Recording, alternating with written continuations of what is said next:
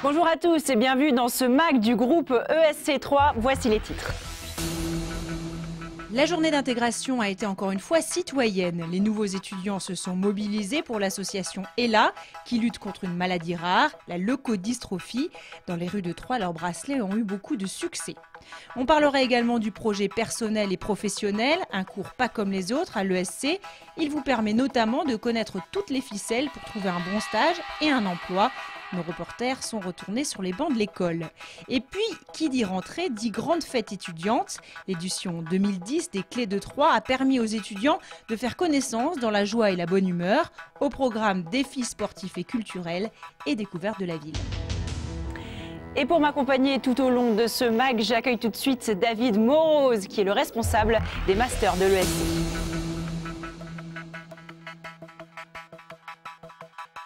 Bonjour. Bonjour, bienvenue. Merci de m'accueillir. Alors, on va tout de suite revenir à vous, mais on va commencer tout de suite par le grand événement de ces débuts d'année, qui est la rentrée. Et qui dit rentrée dit journée d'intégration. À l'ESC, elle est solidaire, c'est une tradition. Cette année, les nouvelles recrues ont arpenté les rues de Troyes pour vendre des bracelets au profit de l'association ELA qui lutte contre les leucodystrophies. Leur mission, vendre des bracelets 2 € pièce. Leur but, soutenir ELA en récoltant le plus d'argent possible. Leurs moyens, la force de persuasion. Reconnaissables à leur t-shirt aux couleurs de leur formation, ces étudiants du groupe ESC avaient une après-midi pour accomplir cette mission. La première heure, ça se vend bien et ensuite les gens ils se promènent en ville, alors du coup on les croise, on les recroise et on se souvient plus spécialement de leur tête, donc après ça se vend un peu moins bien. Secret, le sourire. Le sourire, la bonne humeur, hein, je pense. Merci bien. Merci messieurs, dames. Au revoir. Puis bon, c'est pour les enfants malades, donc ça les touche quand même. C'est une bonne action, donc on peut être fier de ce qu'on fait, je pense. C'est pas tout le monde qui veut le faire, nous on le fait. Et voilà. Moi j'en suis fière, voilà. Des groupes multicolores qui ont parcouru les centres économiques de l'agglomération avec des sacs remplis de bracelets. Les fonds récoltés iront intégralement à l'association ELA qui lutte contre les leucodystrophies. Cette cause nous touche beaucoup parce qu'il s'agit d'une maladie orpheline génétique qui touche certes peu de monde mais qu'on soigne très peu aujourd'hui. Ce qui nous a touché, c'est l'accompagnement qui est fait auprès des familles, c'est le centre de recherche, c'est le fait que cette association investisse vraiment tout l'argent qui est récolté au maximum dans des actions concrètes. La solidarité, c'est une valeur qui n'est pas forcément commune à une école de commerce, c'est pas forcément ce à quoi on pense en premier. C'est pour nous une excellente occasion d'intégration pour les étudiants, un moment de rencontre, de partage et surtout s'associer tous ensemble à une cause qui nous paraît utile, celle des enfants. L'intégration au service d'une bonne cause, c'était l'idée de cette journée. Tous les étudiants de première année de l'ESC, l'ESA, l'IMBA et l'Envol, ainsi que les internationaux, participaient à cette opération. Un moyen de faire connaissance avec les étudiants d'autres filières. Je trouve que c'est une très bonne manière parce que justement on n'est pas seulement cantonné à notre groupe. Moi je suis à l'ESA, mais je côtoie des gens de l'ESC, de l'INBA, de l'Envol. Et donc ça permet de mieux s'entendre dans le groupe alors qu'on est séparés sur les campus.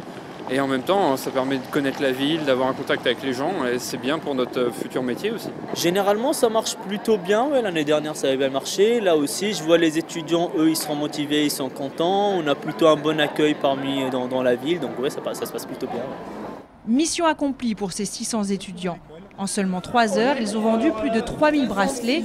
Ce sera donc autour de 6 000 € qui seront prochainement reversés à ELA. Alors, David Morose, une journée d'intégration solidaire, c'est une tradition à l'ESC ? Oui, effectivement, nous demandons à tous nos étudiants nouveaux entrants au sein du groupe ESC3, quel que soit leur programme, de participer lors de la rentrée à une journée d'action humanitaire en faveur d'une association humanitaire. Alors l'année dernière, c'était ELA aussi, c'est ça ? Oui, c'est la deuxième année que nous travaillons en collaboration avec l'association ELA. On a reconduit l'opération parce qu'il semblait satisfait apparemment de voir qu'une école de management les accompagne pour les soutenir dans leur action. Plus généralement, les étudiants du campus, ils se mobilisent beaucoup pour les causes humanitaires, sociales ou d'ordre sanitaire comme ça ? Bien, après cette période de rentrée, il y a effectivement différents projets associatifs sur lesquels les étudiants peuvent s'investir. Alors des projets qui peuvent concerner des problématiques plus propres peut-être à une école de management avec une junior entreprise, etc. Et il y a également des associations humanitaires qui interviennent tant sur des problématiques de développement durable que pour aider des personnes handicapées, participer à la création de centres de soins ou d'écoles dans des pays qui en voie de développement. Oui, par exemple, aller créer des écoles en Afrique, ce genre de choses, on le voit souvent dans les écoles de management. Effectivement, oui, on considère que c'est à la fois très formateur pour nos étudiants, parce que finalement, leur travail, c'est d'essayer de convaincre des personnes d'adhérer à un projet, c'est de trouver des fonds, c'est de communiquer sur ces projets. Et puis ensuite, nous considérons également que les écoles de management sont souvent représentées, sont souvent considérées comme des nids où on trouverait des personnes qui ne sont portées que sur leur nombril et sur leur ambition personnelle.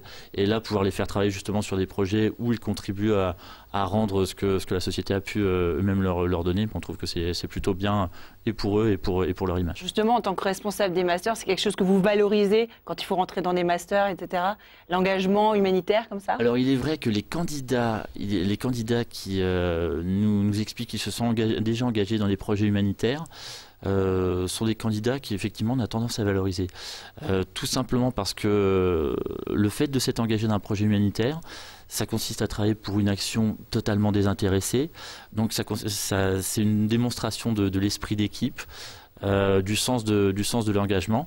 Et puis quand on voit des étudiants, des candidats qui se sont investis dans des projets assez lourds, on peut imaginer qu'en termes de management, de logistique, ils ont déjà certaines compétences qu'ils vont pouvoir ensuite redévelopper et faire grandir au sein de notre établissement.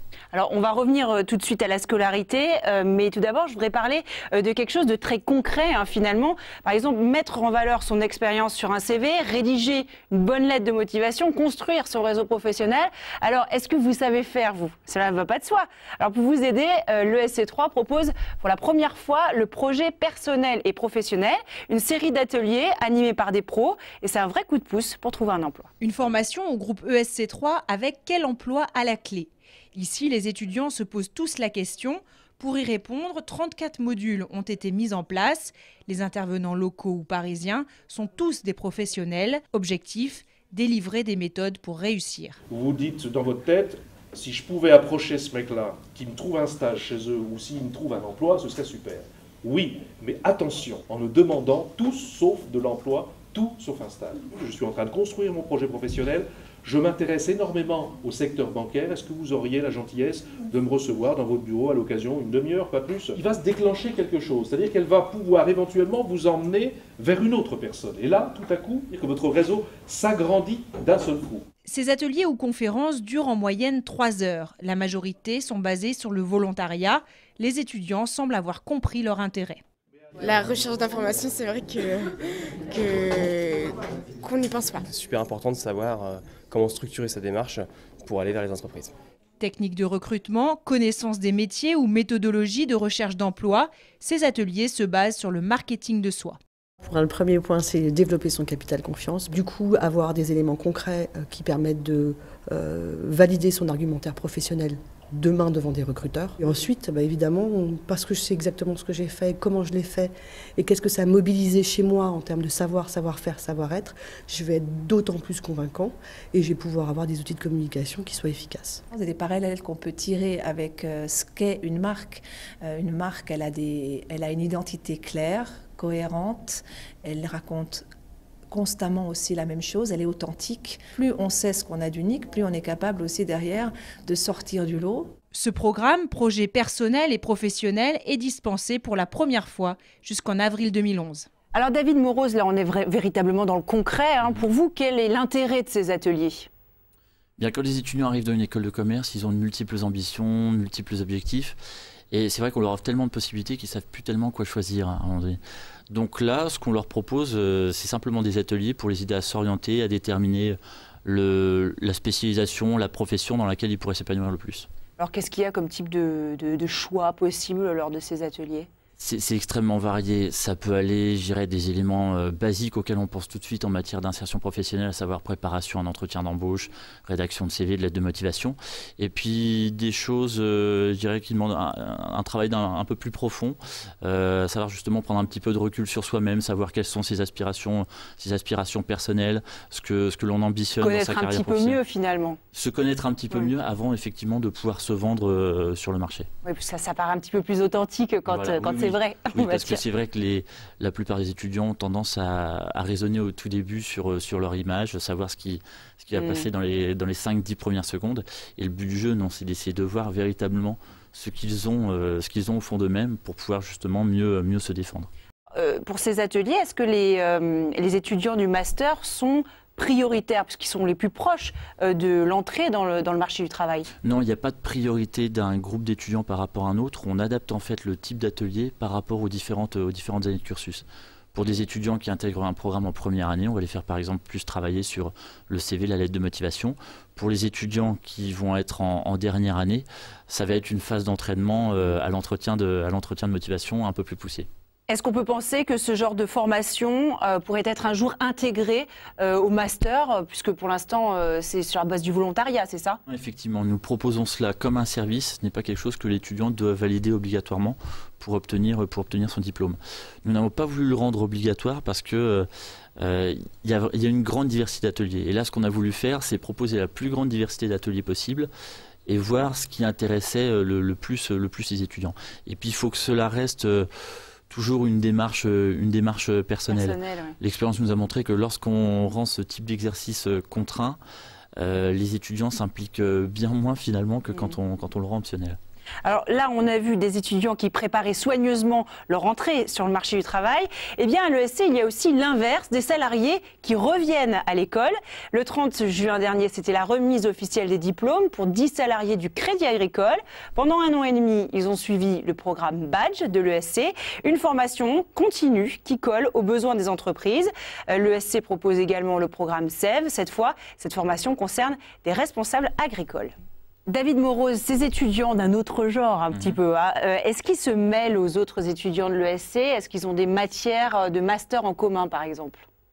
Tout dépend du type de formation et du type de cours. Pour les formations type badge, les étudiants de ce type de programme restent entre eux parce qu'ils sont sur des problématiques très terrain, très liées à leur profession actuelle. Pour d'autres types de formations ou dans les cadres de procédures de validation des acquis d'expérience, là, nous avons des étudiants qui sont mêlés à nos étudiants, je dirais, plus classiques, plus traditionnels. Alors, plus généralement, cet effort de l'ESC sur les formations continues, c'est une manière de tisser des relations entre l'école et les entreprises de la région?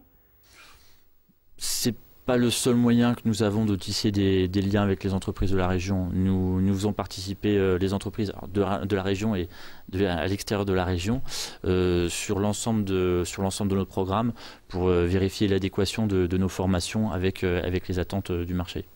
Allez, on va terminer ce mag par un petit peu de détente, car après l'effort, le réconfort.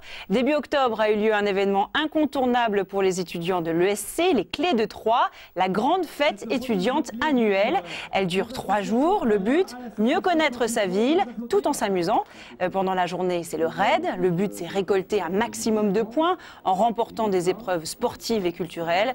Tout cela se termine par une grande fête, la nocturne étudiante sur le forum de l'hôtel de ville, avec un bar géant, de grands jeux, un concert live pour aller jusqu'au bout de la nuit.